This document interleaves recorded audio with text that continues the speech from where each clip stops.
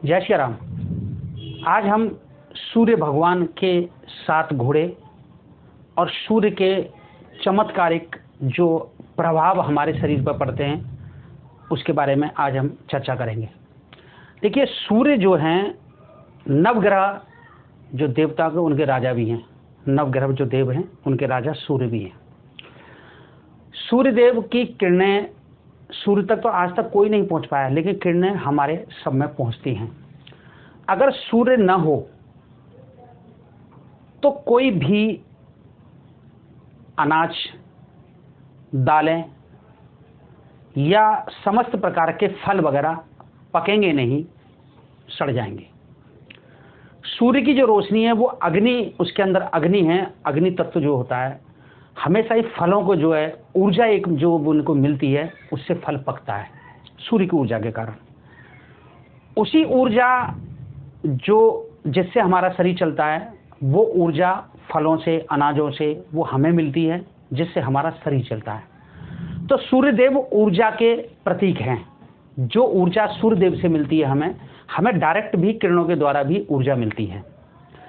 देखिए, सूर्य के जो 7 घोड़े जो बताए गए हैं वो 7 तरह की किरणें हैं जो शरीर पर हमारे विभिन्न प्रकार से इफेक्ट डालती हैं।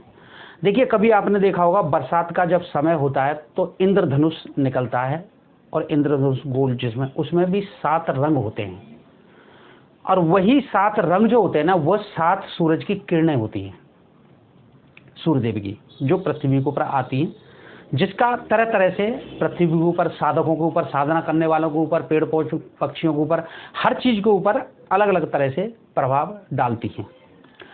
इन जो है सूर्य किरणों का है, उनका नाम भी ज्योतिष के मुताबिक भी है और वैसे भी शास्त्रों में उसका नाम भी दिया गया है।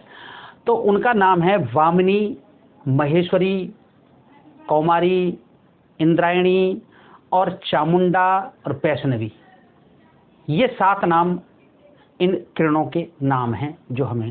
देखिए, जो साधक सूर्य देव की उपासना करते हैं और ये किरणें जब उन साधकों पर, उनका भी तेज उस साधक के ऊपर आता है। इन 7 देवियों का जो शक्तियों का उपासक के जीवन में, वो शक्तियां मतलब उसके शक्तिशाली बनाती हैं उसको, उसके जीवन में वो शक्तियां भी उन किरणों द्वारा उसको मिलती हैं। देखिए, सूर्य जो हैं, जब भी हम सूर्य देव को जल चढ़ाते हैं तो हम इस तरह से ऐसे लोटा ढालते हैं, तो सूर्य जो जल से निकल के जो सूर्य की किरणें हमारे ऊपर पड़ती हैं वो हमारे शरीर में रोगों को भी दूर करने का काम करती है। वैज्ञानिक आधार भी है।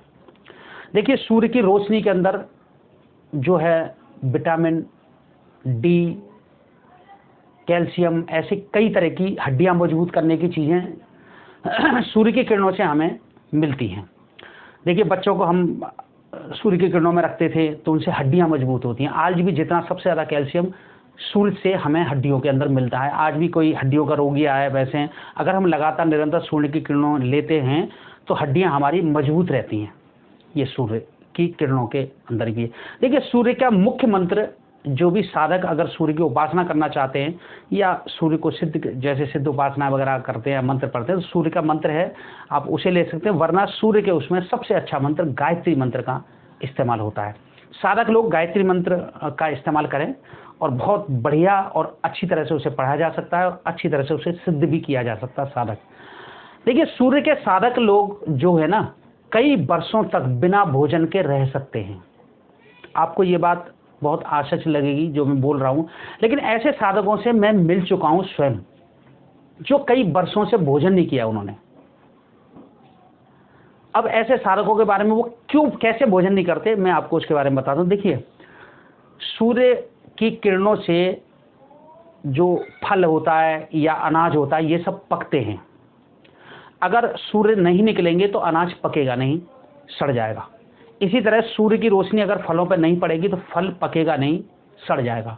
तो जो सूर्य की किरणें अनाज, दाल या जितने भी हमारे खाने वाले फल वगैरह उनके ऊपर पड़ती है, तो वो फल जब हम खाते हैं, उन्हीं अनाज दालों को उनको खाते हैं, उनसे एक हमें ऊर्जा मिलती है और उसी ऊर्जा के कारण ये शरीर चलता है। ये एक वैज्ञानिक आधार भी है, क्योंकि शरीर को चलाने वाली की ऊर्जा है जिससे हमारा शरीर चलता है।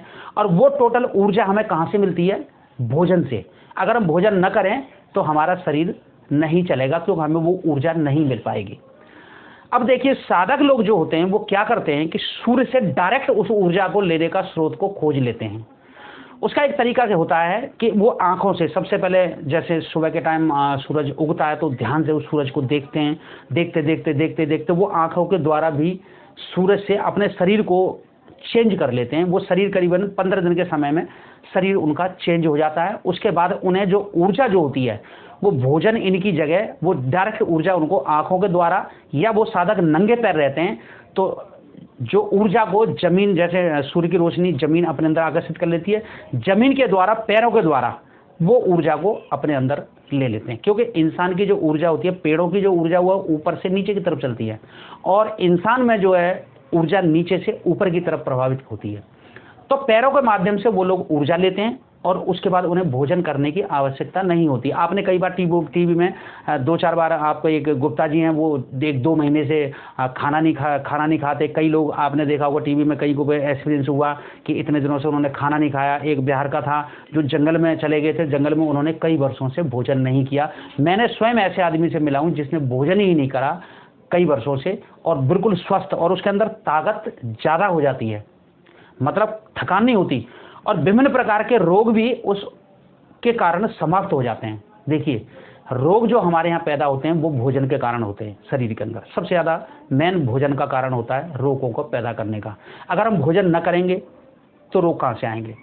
यही उसमें तथ्य होता है कि साधक लोग उसको ऊर्जा को डायरेक्ट लेना शुरू कर देते हैं, और लेकिन केवल गर्म पानी लेते हैं। वो इसलिए लेते हैं गर्म पानी की आंतें जो हैं वो सिकुड़ जाती हैं। जब हम भोजन नहीं लेंगे तो आंतें सिकुड़ जाएंगी, सिकुड़ने के बाद आंतें दोबारा काम नहीं करेंगी, इसलिए वो गर्म पानी से आंतों को साफ रखते हैं, जिससे कि वो दोबारा भोजन में आ सके।